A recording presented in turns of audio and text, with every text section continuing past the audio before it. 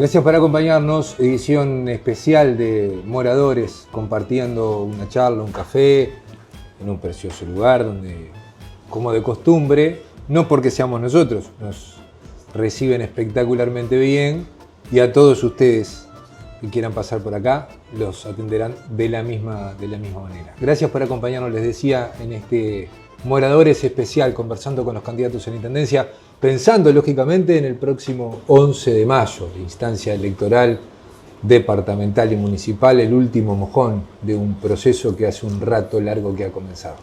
El invitado de hoy, Federico Diana. Fede, gracias por la amabilidad de la visita y gracias a ustedes por la invitación. De una charla que seguramente será rica, interesante. Trataremos. Riesgosa porque nos pasa que cuando nos encontramos a conversar a veces viajamos por otros lugares. Nos divagamos un poco. Y bueno, en cualquier caso, es lo que la enriquece. Este es el ámbito, ¿no? El formato de este programa está pensado para divagar un poco. Bien. Y en el arranque, en estos 3 bloques que planteamos con cada uno de los candidatos, hablamos del comienzo de todo esto. Hablamos de los comienzos del candidato.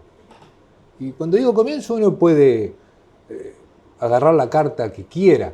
Yo siempre la llevo para el lado de la militancia política, de cuando uno da el salto, cuando participa, cuando decide pasar de ser un espectador, un ciudadano votante, a esto me gusta, me interesa, empiezo a militar, empiezo a descubrir, a aportar. Puede ser también el salto del militante, del que contribuye desde algún lugar y se transforma en candidato. Y eso tiene como varias entradas también. Arrancamos por donde vos quieras. Bueno, yo creo que todos, en mayor o menor medida, somos seres políticos. Uh-huh. El ser humano es un ser político. Pues en definitiva, la política es lo que encuadra y define mucho de la vida de los seres humanos. Entonces, con mayor conciencia o menor, uh-huh, todos somos seres políticos. En mi caso, te puedo decir que tuve conciencia de la relevancia de la política a muy temprana edad, pero cuando digo muy temprana edad, casi que digo exageradamente temprana edad. Porque con apenas 10 años, en el año 80, cuando yo apenas contaba con 10 años, el país se vio enfrentado a un dilema político realmente trascendente, como fue la discusión del proyecto constitucional planteado por la dictadura entonces presente en nuestro país. Proyecto por el cual intentaba perpetuarse en el poder y cambiar totalmente la matriz democrática del Uruguay. Y fue en un hecho realmente histórico que yo creo que tiene una relevancia que no siempre se tiene presente, uh-huh, que un 30 de noviembre de 1980 se lee el pueblo uruguayo en plena dictadura, en un ejemplo de conciencia política pocas veces visto, y estoy siendo generoso cuando digo pocas veces, porque no tengo presente otro ejemplo en el mundo que a una dictadura un pueblo le haya dicho que no en las urnas. Yo todo ese proceso previo a ese plebiscito, ya con apenas 10 años, lo viví con mucho interés. Fue mi asomarme a que había un mundo político. Y realmente me apasionó todo lo que estaba en juego en ese mundo. Y tengo muy presente gran parte de la campaña, el debate televisivo que desarrollaron Tarigo y no me acuerdo el nombre del otro valor que debería también tener su reconocimiento, porque fue un debate, del otro lado estaban Volentini, el coronel Néstor Volentini, y otra figura oscura de la dictadura, pero con argumentos. Tarigo y su compañero en el debate realmente demolieron los argumentos y permitieron que ese 30 de noviembre triunfara la conciencia democrática del Uruguay, que fue el comienzo del fin para la dictadura que entonces se estaba viviendo. Todo ese proceso, yo ya te digo, con apenas 10 años, me resultó de mucho interés. Me acuerdo un acto del propio Tarigo en la esquina de donde yo vivía en esa época, en la Sociedad Italiana, hicieron el acto y yo presenciarlo por la ventana, trepado a una ventana de la Sociedad Italiana por calle Larrañaga, y haber visto con gran admiración en aquel momento ese acto. O sea, si vos me preguntás por los comienzos, me voy a esa época, son comienzos muy prematuros. Yo a partir de ahí nunca dejé de ser un bicho político. O sea, siempre me interesó la política y me interesó participar de ella desde el lugar que fuera, en la conciencia de que si nos quedamos afuera, son otros los que terminan resolviendo por nosotros, porque ahí se resuelve gran parte de la vida de las poblaciones.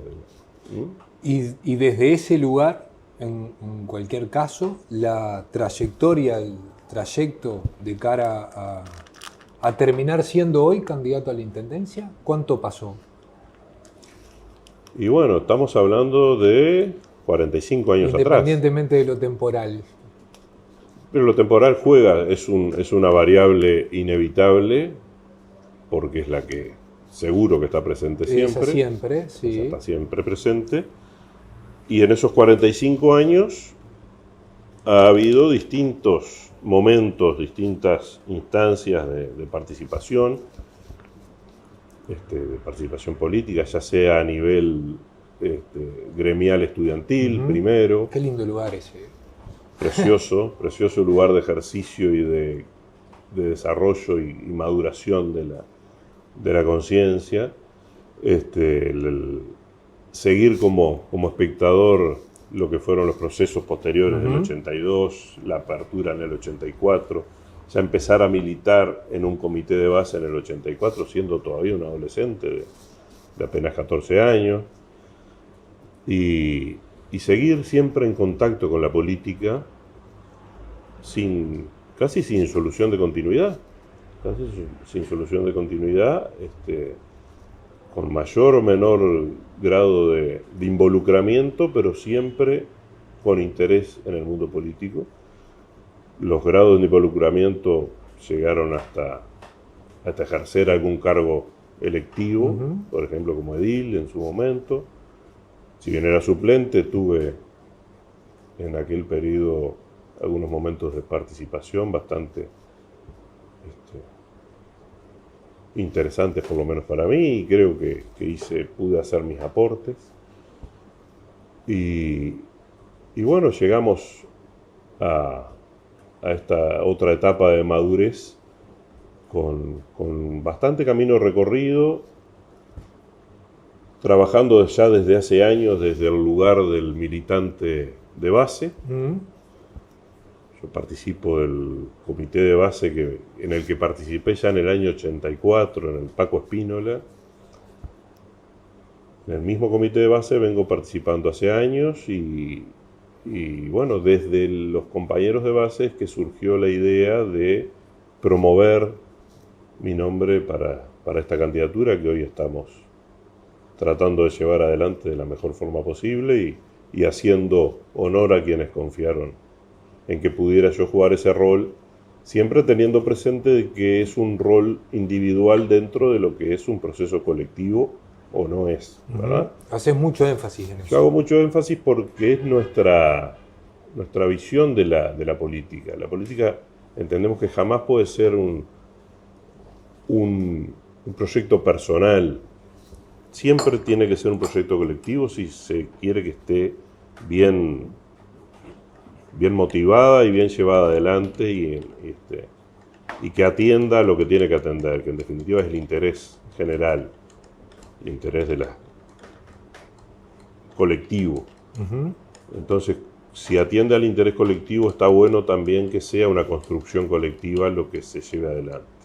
Al momento de definir prioridades, al momento de buscar soluciones, al momento de ejecutarlas, siempre son colectivas. Y nosotros tenemos que tener claro que jugamos solo un rol en ese proceso. Somos individuos, todos somos individuos, pero estamos jugando un rol dentro de un colectivo. Y creo yo que es sano no perderlo de vista. Está bien tenerlo presente. Estribo en esto que me estás diciendo y pregunto largo, así poder probar el café. Pero también es verdad que esto de encabezar la fila, por decirlo de alguna manera, surgido desde tu comité, tu lugar de pertenencia, tu círculo más inmediato, en un proyecto que además, por otra parte, lógicamente excede al propio Paco, ¿no? Sí, por supuesto, ese fue el origen. Pero estando allí, digamos, tomar esa decisión de, bueno, a la cancha y de candidato, ¿cuánto se medita una decisión así?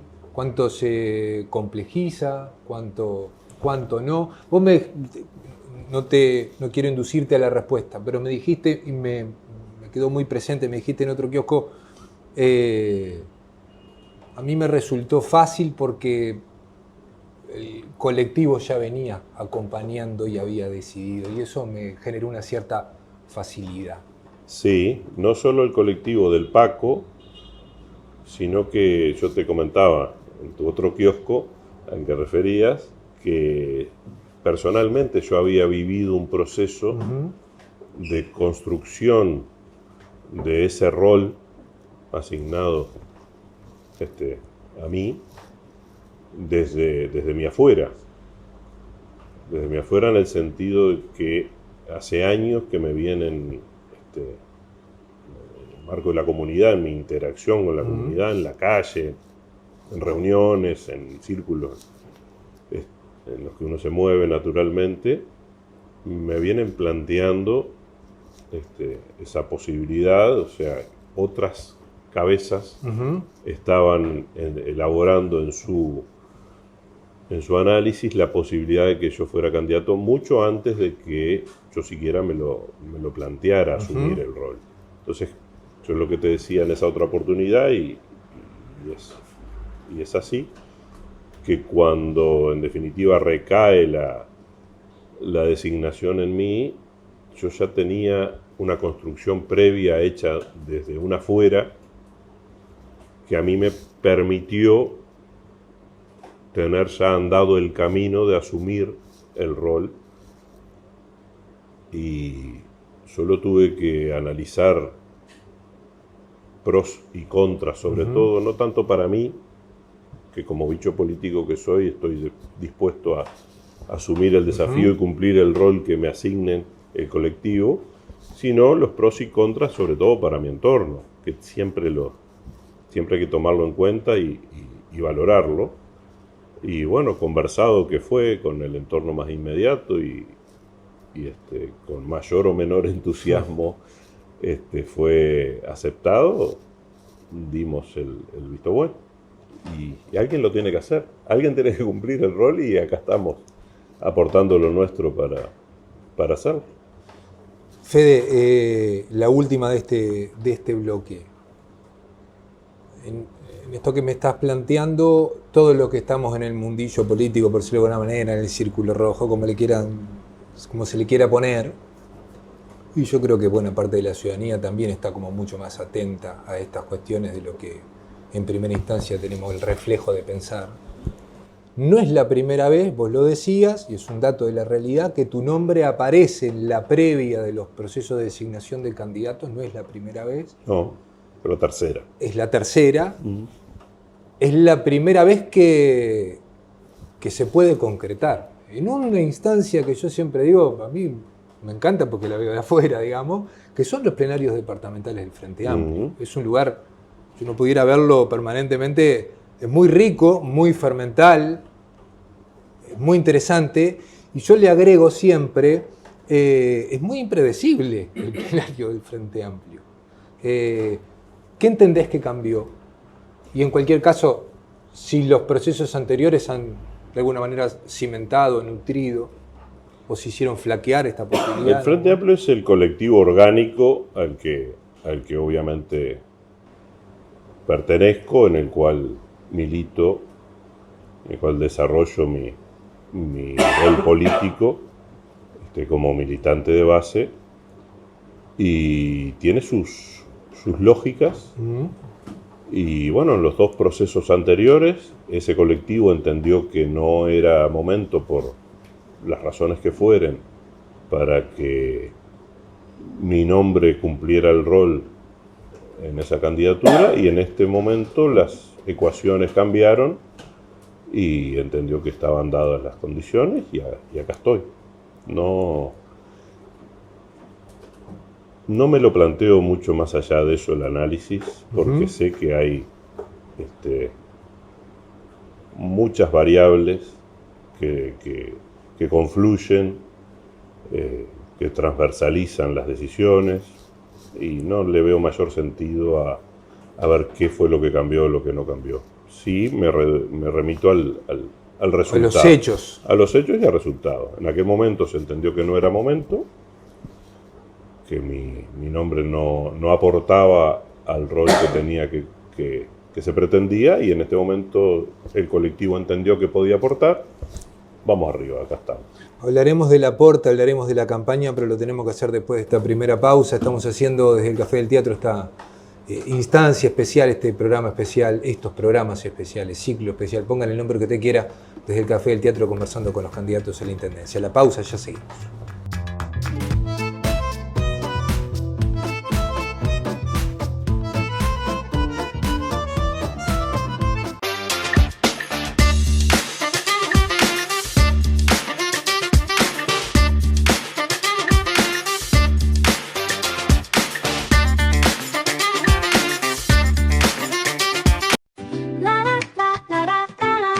¿Sabías que además de un nuevo camping en Boca del Cufré, construimos 2 cabañas para fomentar el desarrollo turístico? El impulso al balneario incluyó la creación del Paseo de los Artesanos, como forma de potenciar el turismo y de permitir a los emprendedores mostrar sus creaciones y ampliar su radio de comercialización, aprovechando un espacio público para el deleite de todos.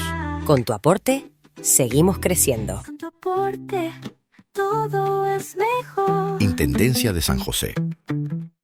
¡Extendimos el 1%! Sí, en Creditel estamos de 10. Por eso este mes también te llevas tu efectivo con la tasa más baja. Solicítalo ya, devolvelo en un mes y pagás el 1% de interés.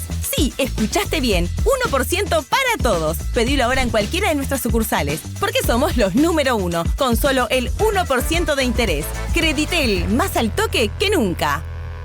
Estás a un clic de cambiar tu vida. Estás a un clic de la tranquilidad.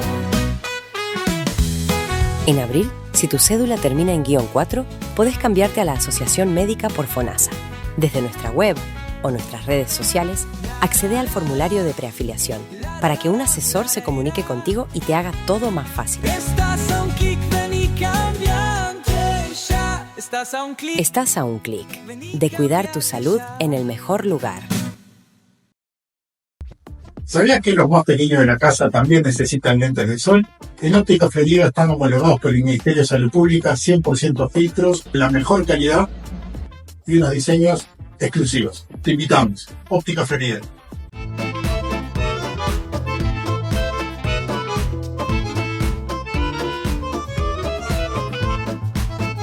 Segundo tramo, aporte. Esa fue la palabra con la que cerramos el bloque.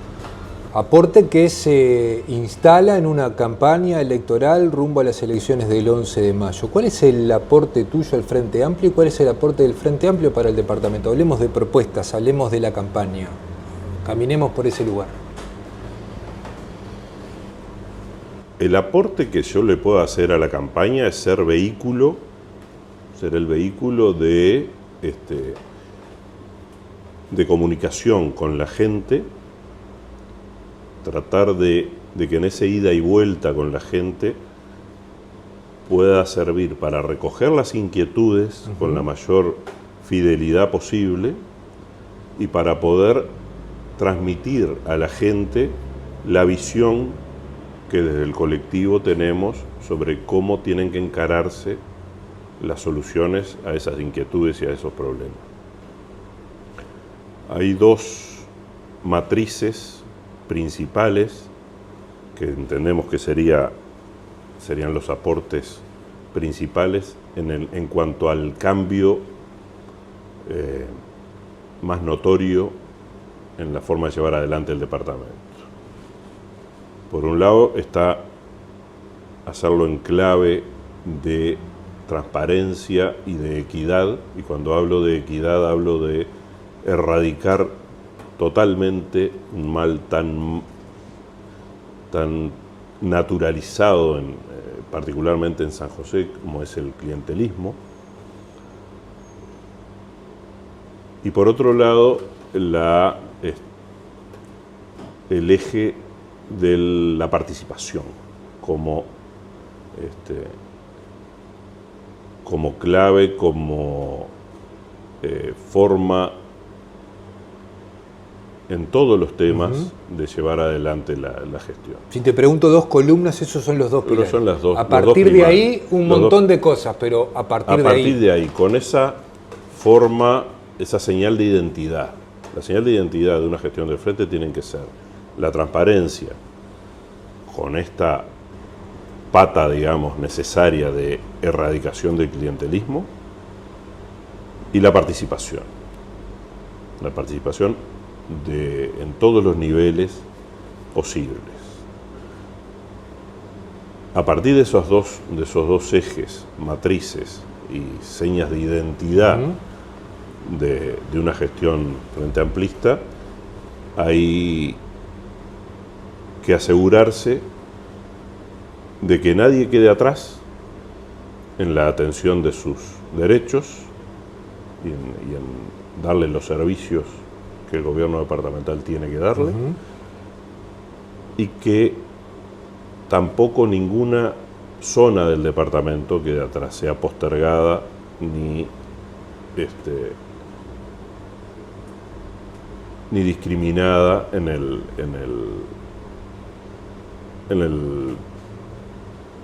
desarrollo de la actividad municipal, en el brindarle los servicios a los que la población toda tiene derecho. La gente tiene derecho a recibir los servicios independientemente de dónde viva, de a quién vote, e incluso de si vota o no dentro del departamento. Porque sabemos, y el ejemplo más notorio es la zona de Ciudad del Plata, por ejemplo, que ha sido excluida, yo creo, y relegada, yo creo que básicamente por dos conceptos, por dos valoraciones negativas las dos, y que tiene que dejarse de lado, porque ahí hay personas, ahí no tiene que dejarse de ver a Ciudad del Plata como un lugar donde hay votantes. Hay personas, antes que votantes hay personas. Y en cantidad de personas, Ciudad del Plata ya está en términos de equiparación con la propia ciudad capital, con San José de Mayo. Entonces, ahí ha habido, entiendo, dos valoraciones negativas para que desde San José se postergue siempre a Ciudad del Plata, y es que las administraciones que ha tenido el departamento han valorado que la mitad de la gente no vota en Ciudad del Plata, y quienes votan lo hacen en su mayoría por el Frente Amplio, por la izquierda. Estas dos valoraciones han conspirado en la cabeza de los administradores que hemos tenido hasta ahora en el departamento para que Ciudad del Plata esté relegada en todo lo que hace, ya sea caminería, lo cultural, la iluminación, está relegada en todos los aspectos.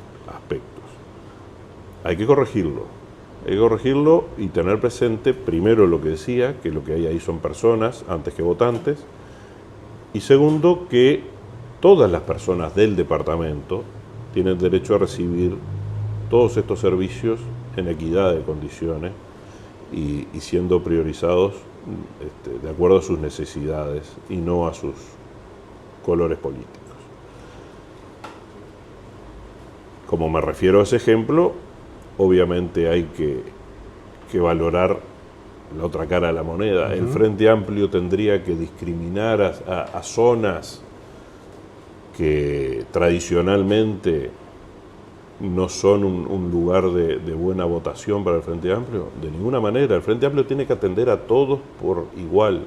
En una administración del Frente Amplio tiene que darse equidad en la gestión y darle a cada quien lo que le corresponde en los servicios. No podría incurrir en el mismo error que vienen incurriendo en las administraciones anteriores, de que referíamos de discriminar a una zona porque sea de otro color político. Frente Amplio tiene que apuntar a lo otro, con participación de la ciudadanía, que cada zona reciba lo que precisa.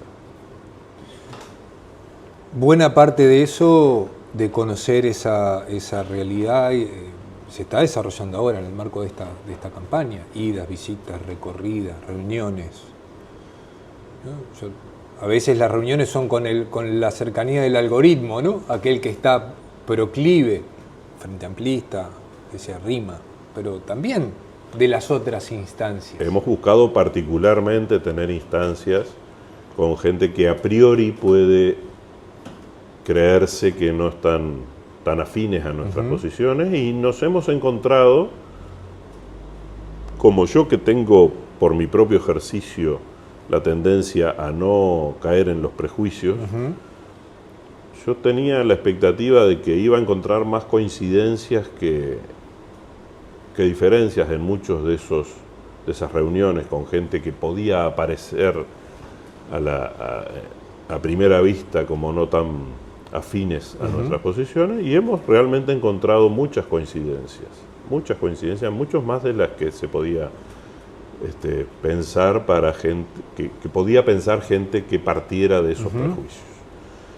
Creemos que las necesidades y preocupaciones también de esas organizaciones y esas comunidades van por el lugar que nosotros preveíamos.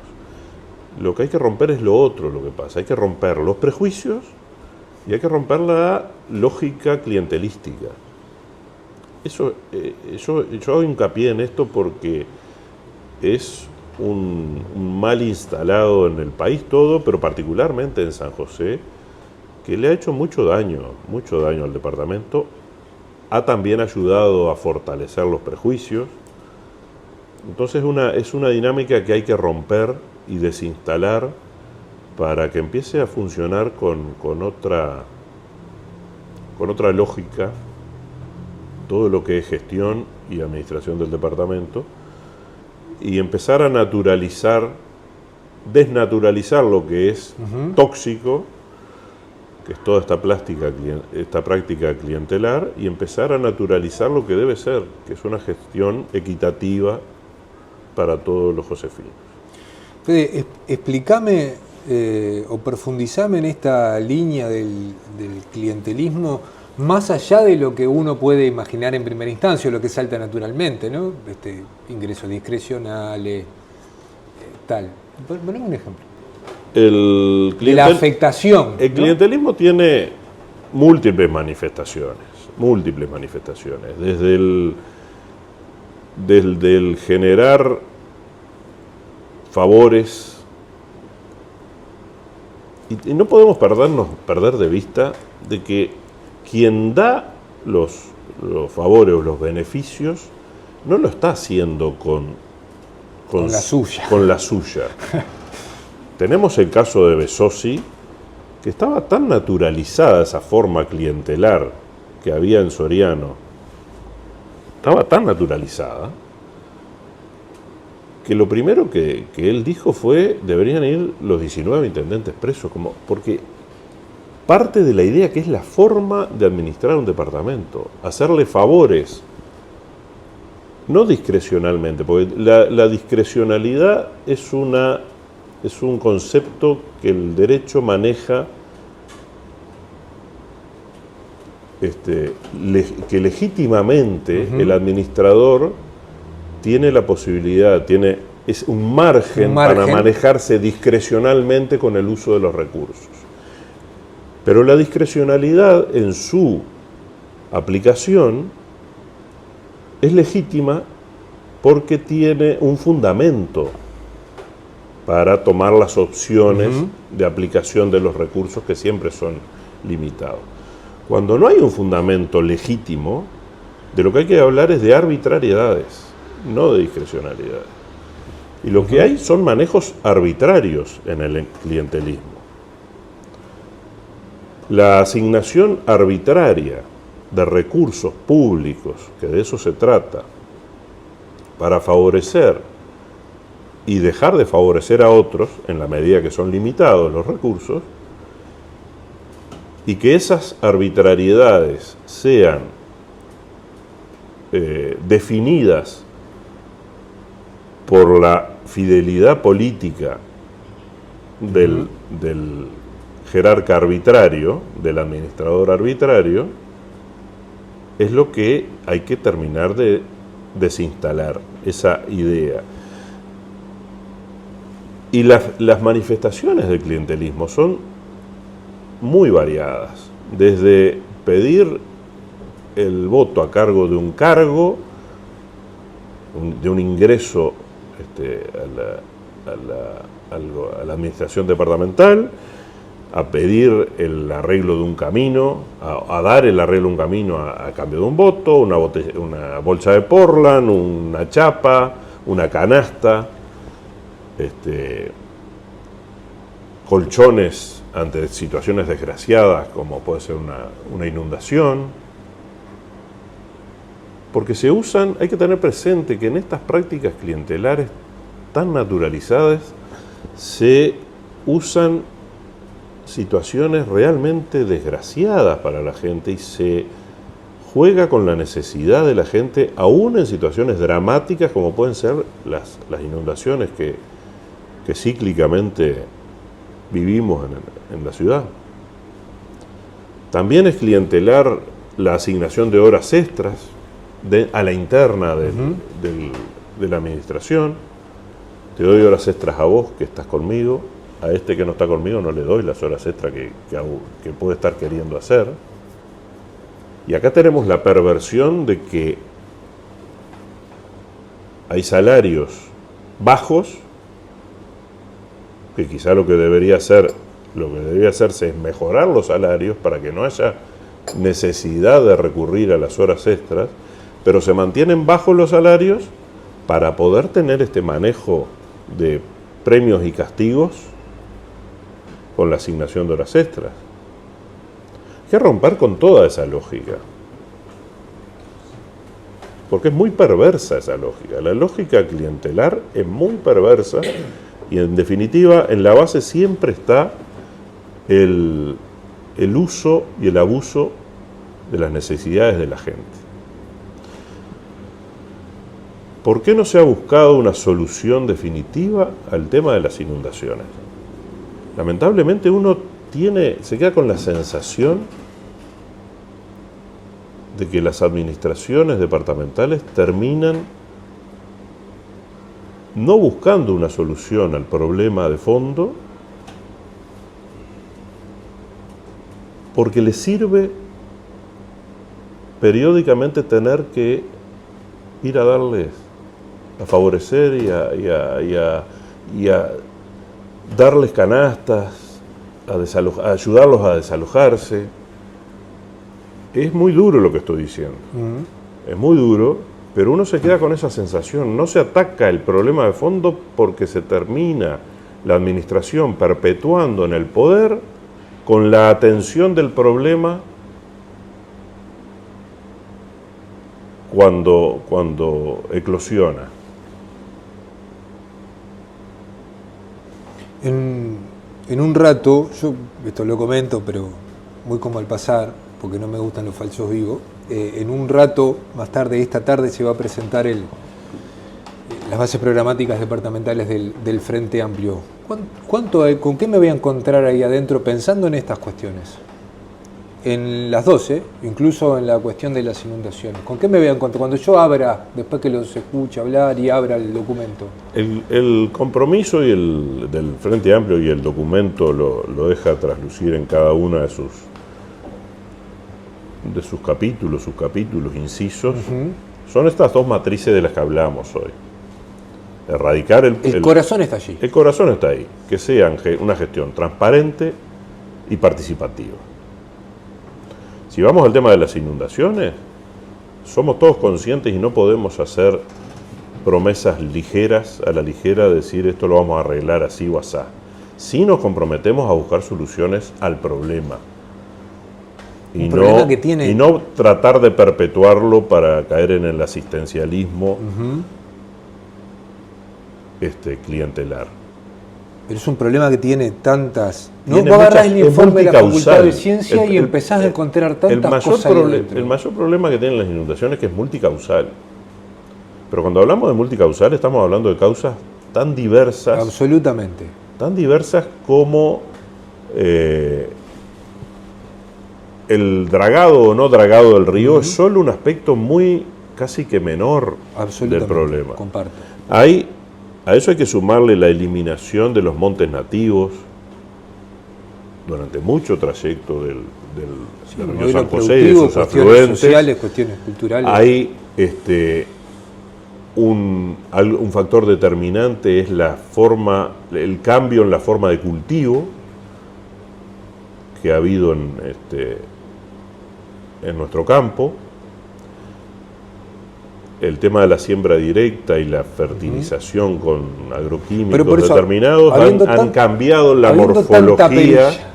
Han cambiado la morfología de los suelos y han hecho que los suelos estén más compactados, absorban menos y el agua corra más rápido. Por eso es que el agua llega cada vez más rápido a San José, porque ya los suelos no la absorben.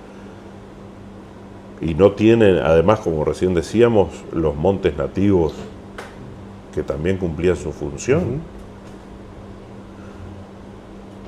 Entonces, siendo multicausal el problema, seguramente va a haber que tomar multiplicidad de medidas también para, por un lado, aminorar los efectos, atemperarlos, por otro lado, irle buscando soluciones a la gente, probablemente pase por realojamientos, buscar zonas, pero realojamientos en zonas que estén fuera del riesgo de la inundación, porque llegamos al punto de que han aumentado tanto las cotas de nivel, producto también de una mala gestión en el ordenamiento territorial y permitir rellenos donde no se deberían permitir y no controlar los rellenos que se hacen.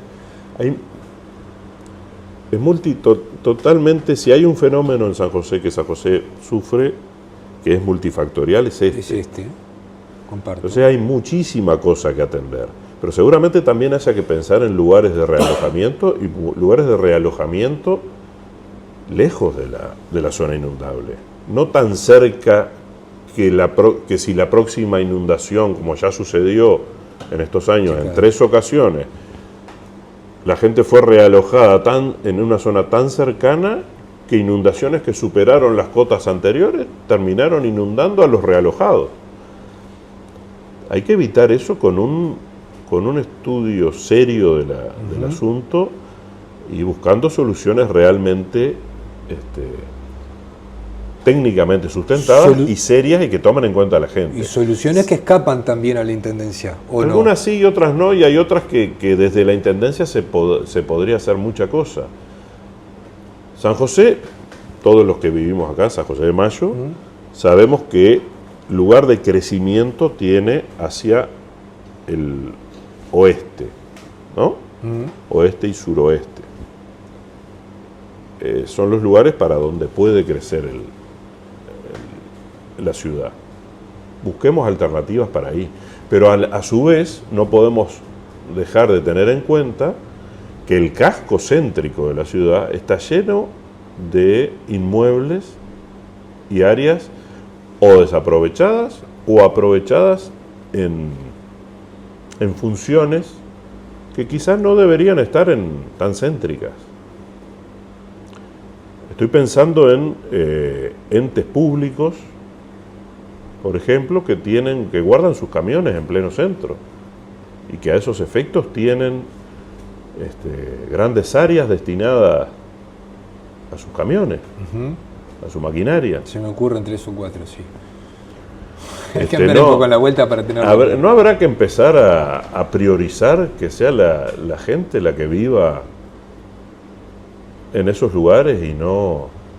Sí, dejar de darle mejores condiciones? En zonas con servicios, ¿no? Además, que eso también encarece zonas que ya tienen los servicios. Que ya tienen los servicios, pero quizás sea momento de empezar a priorizar a la gente y no a los camiones. Que los camiones no vivan mejor que la gente. Son cuestiones a tomar en cuenta. Fede, tengo que hacer la pausa y tengo que ingresar en el último tramo de este programa. Sin duda que nos quedan 1000 temas de propuesta, de campaña, de posicionamiento, pero los tiempos en esto son los que mandan. El tiempo es tirano. El tiempo es tirano, sí, el tiempo es tirano. Y ya me pasé un poco, además, Mauro, ¿no? Récord. Sí. ¿Récord? Fui yo, mal yo. Hacemos la pausa, estamos en el Café del Teatro conversando con Federico Diana, candidato a la Intendencia por el Frente Amplio. La pausa y venimos al último tramo en esta edición especial de Moradores.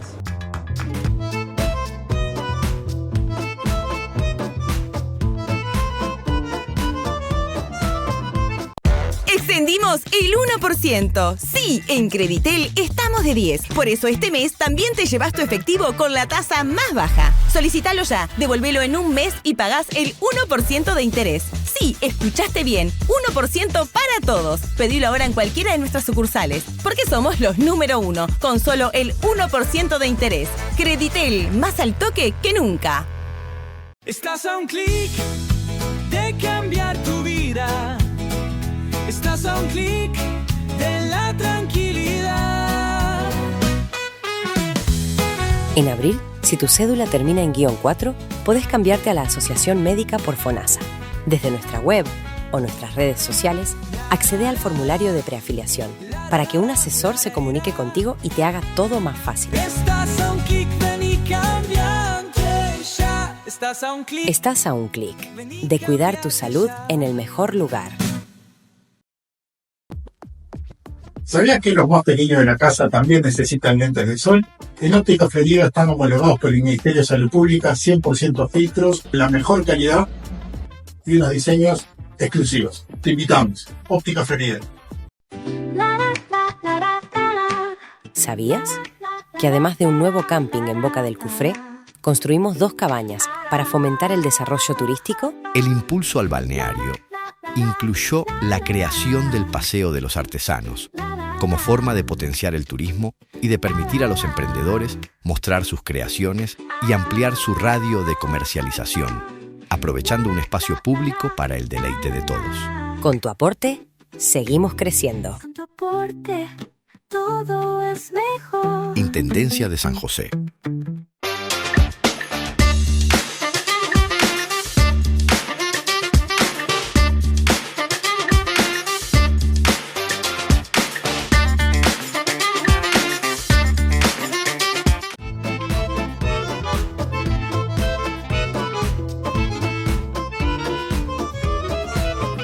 En este último tramo del Café del Teatro, compartiendo la charla con el candidato a la Intendencia por el Frente Amplio, Federico Diana, y un desafío que de alguna manera se nos planteaba era no divagarnos tanto. Me encanta contar las cosas que pasan por fuera de la cuestión, por fuera del vivo, del aire, o de la grabación, o de la entrevista, lo que la gente ve, me encanta.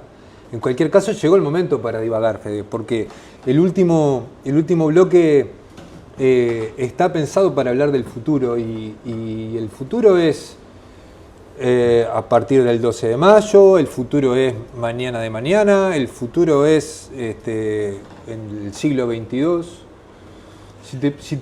Yo primero quiebro una lanza por el divague anterior, que no fue tan divague. No fue tan divague como en otras ocasiones como en otras ocasiones hemos incurrido. Ni les digo mano a mano y por la ficha, pero en cualquier caso. Nos mantuvimos bastante en lo que puede al pueblo de San José interesarle.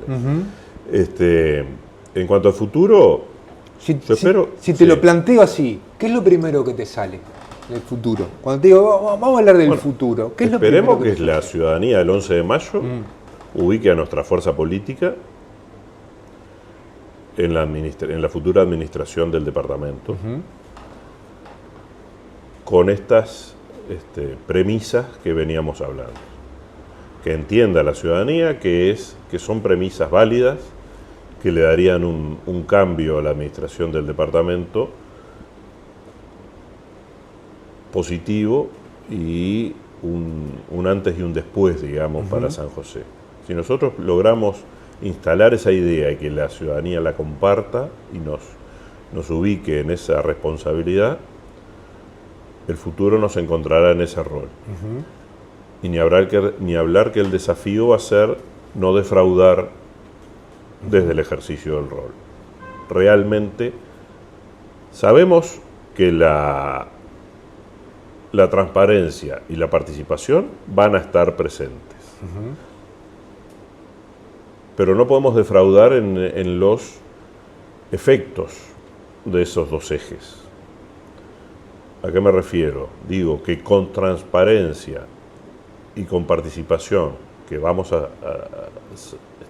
tener efectivamente, poder conseguir los efectos en la mejora de la calidad de vida de la gente, que es para lo que se está en la función pública, en definitiva. Ese tiene que ser siempre el objetivo último de todo gobernante, de todo administrador, de todo servidor público, que no es otra cosa que eso para lo que se está pidiendo el voto de confianza, para servir a la gente.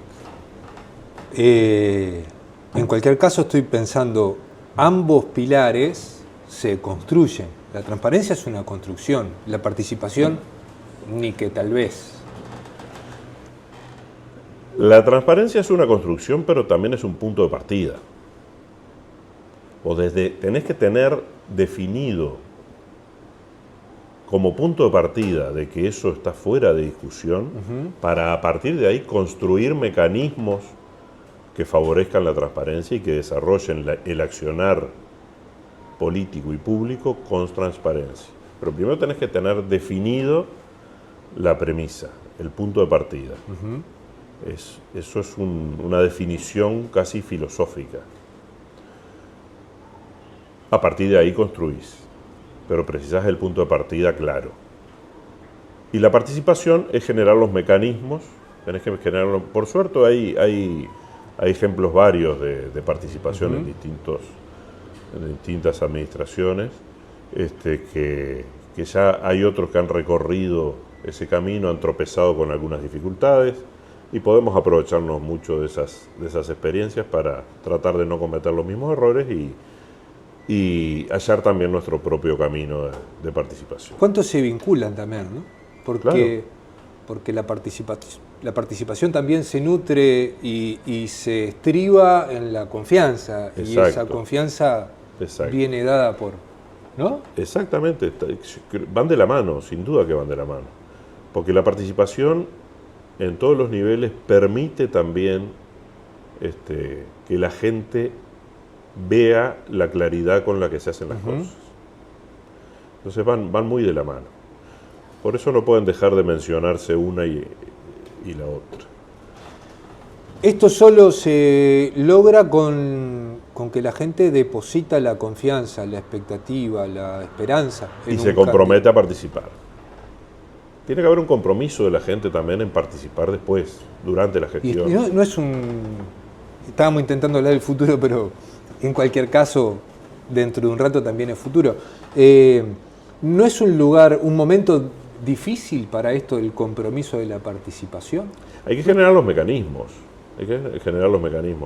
Sin duda que las formas de participación han variado mucho. Pero cuando nos referimos a participación también está, por ejemplo, en la posibilidad de que la gente participe en la elaboración de los presupuestos. Los llamados presupuestos participativos en otras administraciones, que la gente determine cuáles son en cada zona, en cada comunidad, en cada ciudad, determine cuáles son sus prioridades y que no tenga que aparecer o que no aparezca un gobernante, un administrador, creyendo saber a priori cuáles son las necesidades de la gente, porque puede no tener la misma visión de su realidad. Es altamente probable que no tenga. Es muy probable que Si no, a mí me que preguntás no a mí qué coincida. precisa Esilda, no te sabría decir. Bueno, entonces No puse sería caso una ese. actitud mesiánica de parte de cualquier administrador caer en el ejemplo tuyo en Esilda, decirle acá ustedes el problema que tienen es este y la solución es esta. No. En verano paso seguido, pero ahora... Hay que darse, como administrador hay que darse un baño de humildad y decir, no, primero hay que escuchar a la gente cuáles son los problemas que ellos realmente perciben que tienen y después juntos busquemos las soluciones con los apoyos técnicos que se requiera de acuerdo a cuál sea el problema planteado o la inquietud planteada y busquemos juntos las soluciones. Por eso la participación es en los tres niveles. Al momento de identificación de los problemas, al momento de buscar las soluciones y al momento de ejecutarlos. Y eso además tiene el plusvalor de que involucrando a las comunidades en estos tres aspectos, la comunidad se apropia de la solución y va a cuidar mejor, porque va a ser de su interés. Es algo que no se le vino impuesto desde afuera, sino que es algo nacido de ella y por ende va a tener mejor conservación lo que se esté haciendo, porque va a formar parte del interés de la comunidad. Es la mejor garantía de conservación de la solución. Si no se cae en obras impuestas desde afuera porque alguna mente preclara se le ocurrió que tal zona tenía tal problema y había que hacer tal cosa, y después la comunidad resulta que la mira de costado, lo que se hizo, y dice, ¿quién pidió que nos hicieran esto? Se desentiende de lo que se hizo, se deteriora aquello sin que nadie le preste atención, y San José está plagado de lugares en los que se hicieron cosas y después no se las conservó. Y hoy día son ruinas. Eso es porque la comunidad nunca se apropió del asunto, porque se hicieron cosas sin consultar siquiera a la comunidad qué era lo que quería. Oye, la última, más allá de las perspectivas y de las complejidades de pararse en lo que uno imagina será el futuro, no son los mismos futuros de 1950 que del siglo XXI. La velocidad, el cambio en la comunicación, el cambio en las cuestiones tecnológicas, hacen que haya una situación bien compleja, ¿no? Esto de más conocimiento, todo más velocidad. No, de alguna manera eso no debería flexibilizar alguna mirada hacia el futuro, cómo vamos a plantear las soluciones, de cómo vamos a llegar a estos caminos de participación.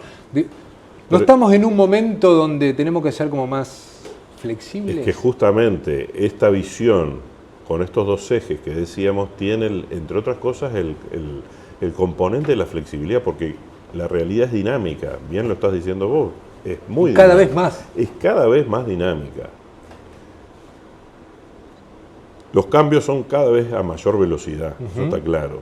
Y es totalmente impredecible qué va a pasar de aquí a 5 años. Y hablo de 5 años porque es el periodo en definitiva por el que se estaría pidiendo la confianza de la gente para gobernar.